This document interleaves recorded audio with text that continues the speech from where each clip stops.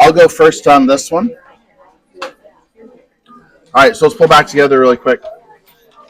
And so one of the things I could teach into is she's starting all of her sentences exactly the same. I can, I can, I can. I'm not concerned about it. That's not something I'd want her doing long term, right? And so we could go for how to make sentences not all sound the same. I could also, though, an easier entry point into that might be going for more than one sentence on a page, right? And so she already has one there easily.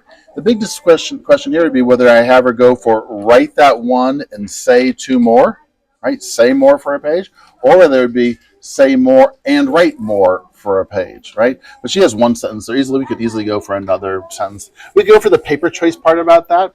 And she's going to outgrow this paper very quickly, right? So she needs paper with more space for writing. I'm wondering if I can just tell her that. If I thought she was going to balk at that and say, no, I really love this paper, then I could teach into that. But I'm thinking I might just tell her that instead of teach it. But it is everything is a possible teaching point or a possible telling point. I just have to decide, am I going to teach it or tell it?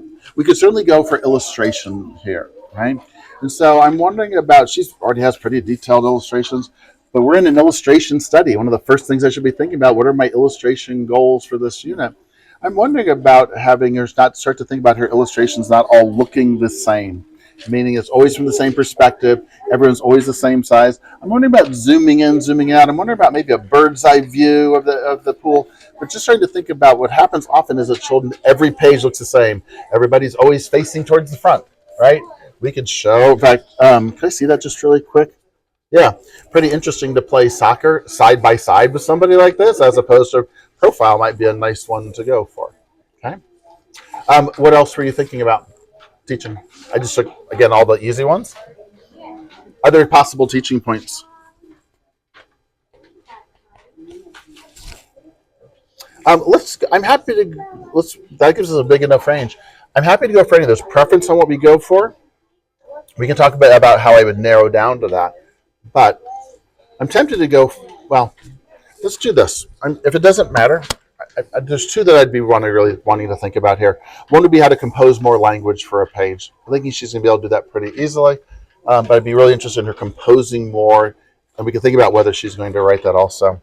We're in an illustration study. I'd be really interested to think about how to draw people so they don't all look from the same perspective, how to draw people from the front, from the back, from the side. Be a common teaching point in this unit. Is it okay if I go with either of those? Let's go with the profile one, if that's all right. How to draw people from the side and the back, not just from the front. If you're going to teach her that right now, just this out, you have to do this very quickly.